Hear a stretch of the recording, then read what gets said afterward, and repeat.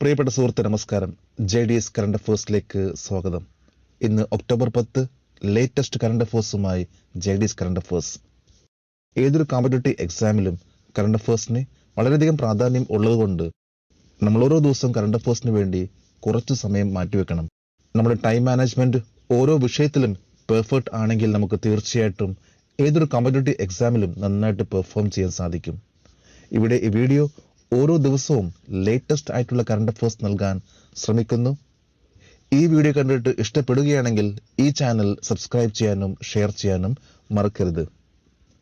ഇന്ന് October 10 world mental health day ആയിട്ട് ആചരിക്കുന്നു.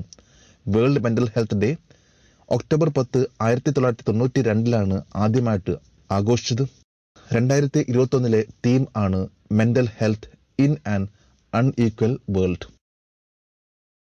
ഇന്നലത്തെ കറണ്ട് അഫേഴ്സിൽ വന്ന ചോദ്യമാണ്, for the last 14 years who has top the Forbes India rich list of 2021? കഴിഞ്ഞ 14 വർഷമായി 2021 ഫോർബ്സ് ഇന്ത്യയുടെ സമ്പന്ന പട്ടികയിൽ ആരാണ് ഒന്നാം സ്ഥാനത്ത്? ഇതിന്റെ ഉത്തരം മുകേഷ് അംബാനി. മിക്കവാറും എല്ലാവർക്കും അറിയാവുന്നൊരു ചോദ്യത്തിന്റെ ഉത്തരമാണത്. മുകേഷ് അംബാനി. ഈ ഉത്തരം കമന്റ് ബോക്സിൽ രേഖപ്പെടുത്തിയ എല്ലാവർക്കും JDS കറണ്ട് അഫേഴ്സിന്റെ ആശംസകൾ.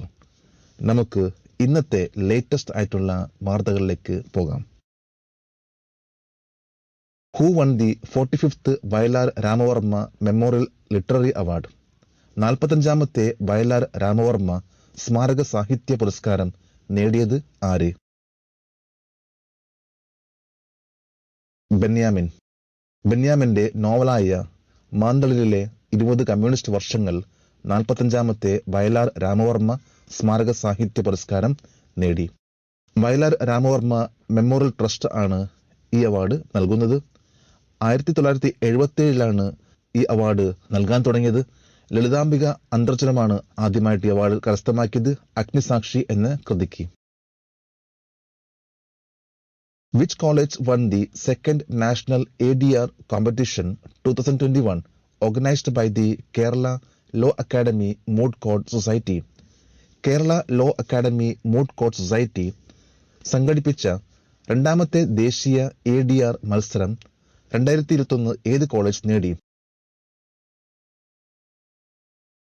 Asian law college. ഡൽഹിക്കടുത്തുള്ള നോയിഡയിലെ ഏഷ്യൻ ലോ കോളേജിലെ 3 വിദ്യാർത്ഥികളാണ് രണ്ടാമത്തെ നാഷണൽ ഓൾട്ടർനേറ്റ് ഡിസ്പ്യൂട്ട് റെസൊല്യൂഷൻ എന്ന കോമ്പറ്റീഷൻ വിജയിച്ചത്. ഈ കോമ്പറ്റീഷൻ ഓർഗനൈസ് ചെയ്തത് Kerala law academy moot court society ADR forum. What is the global minimum corporate tax which has been agreed by the 136 countries? 136 രാജ്യങ്ങൾ അംഗീകരിച്ച ആഗോള മിനിമം കോർപ്പറേറ്റ് നികുതി എത്രയാണ്? 15%. വൻകിട കമ്പനികൾ ചുരുങ്ങിയത് 15% നികുതി അടക്കുകയും നികുതി ഒഴിവാക്കുന്നത് ബുദ്ധിമുട്ടാക്കുകയും ചെയ്യുന്നതിനുള്ള ഒരു ഉടമ്പടിയാണ് അയർലൻഡും എസ്റ്റോണിയയും ഹംഗറിയും ഉൾപ്പെടെയുള്ള 136 രാജ്യങ്ങൾ പിന്തുണച്ചത്. 140 രാജ്യങ്ങളിൽ നിന്നും നൈജീരിയ, പാകിസ്ഥാൻ, ശ്രീലങ്ക, കെനിവ ഈ ഉടമ്പടിയിൽ നിന്ന് വിട്ടുനിന്നു. On which date the Samyukt Kisan Morcha the farmer unions decided to observe Shaheed Kisan Diwas? ഏത് ദിവസമാണ് സംയുക്ത കിസാൻ മോർച്ച കർഷക സംഘടന ഷഹീദ് കിസാൻ ദിവസ് ആചരിക്കാൻ തീരുമാനിച്ചത്? ഒക്ടോബർ 12. 2021 ഒക്ടോബർ 8 സംയുക്ത കിസാൻ മോർച്ച എടുത്ത തീരുമാനപ്രകാരം ഒക്ടോബർ 12 ഷഹീദ് കിസാൻ ദിവസ് ആയിട്ട് ആചരിക്കാൻ തീരുമാനിച്ചു. What is the name of the naval exercise where India, Australia, the US and Japan would be participating on 12th October 2021? 2021 October 12 India, Australia, US, Japan എന്നിവർ പങ്കെടുക്കുന്ന നാവിക അഭ്യാസത്തിന്റെ പേരെന്താണ്? Malabar exercise. India, Australia, Japan, US എന്നീ രാജ്യങ്ങളുടെ Malabar exercise October 12 ആരംഭിക്കുകയാണ്. ഇത് ബംഗാൾ ഉൾക്കടലിലാണ് നടക്കുന്നത്. August 26 മുതൽ 29 വരെ ഫേസ് 1 US നടന്നിരുന്നു.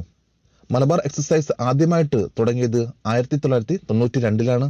2015-ൽ ജപ്പാൻ ഈ എക്സസൈസിൽ ജോയിൻ ചെയ്തു. 2020-ൽ ഓസ്ട്രേലിയയും പങ്കുകൊള്ളാൻ തുടങ്ങി.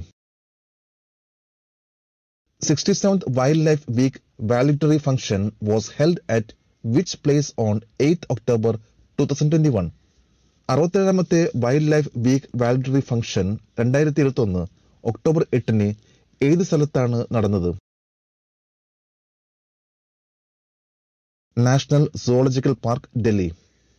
67ാമത്തെ wild life week valedictory function national zoological park ഡൽഹിയിൽ നടന്നു. എ കൺസർവേഷൻ കളക്റ്റീവ് ആയിരുന്നു ഈ പ്രാവശ്യത്തെ തീം. Who has been appointed as the Secretary of the Ministry of Earth Science? ആരാണ് ഭൗമശാസ്ത്ര മന്ത്രാലയത്തിന്റെ സെക്രട്ടറിയായി നിയമിക്കപ്പെട്ടത്? M Ravichandran. Government of India M രവിചന്ദ്രനെ മിനിസ്ട്രി ഓഫ് എർത്ത് സയൻസിന്റെ സെക്രട്ടറിയായിട്ട് നിയമിച്ചു. ഇദ്ദേഹം ഇപ്പോൾ ഗോവയിലുള്ള national centre for ocean and polar റിസർച്ചിന്റെ ഡയറക്ടറാണ്.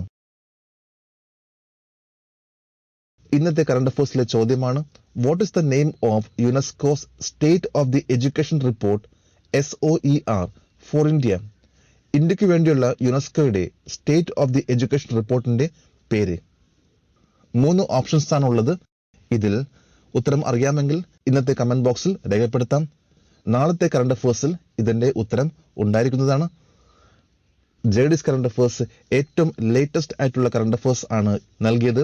നമ്മൾ ഇതേപോലെ ഓരോ ദിവസം കറണ്ട് അഫയേഴ്സ് അപ്ഡേറ്റ് ചെയ്യുകയാണെങ്കിൽ നമുക്ക് തീർച്ചയായിട്ടും ഏതൊരു കോമ്പറ്റേറ്റീവ് എക്സാമിലും നന്നായിട്ട് പെർഫോം ചെയ്യാൻ സാധിക്കും. നമുക്ക് നാളെ വീണ്ടും കാണാം. Thank you very much.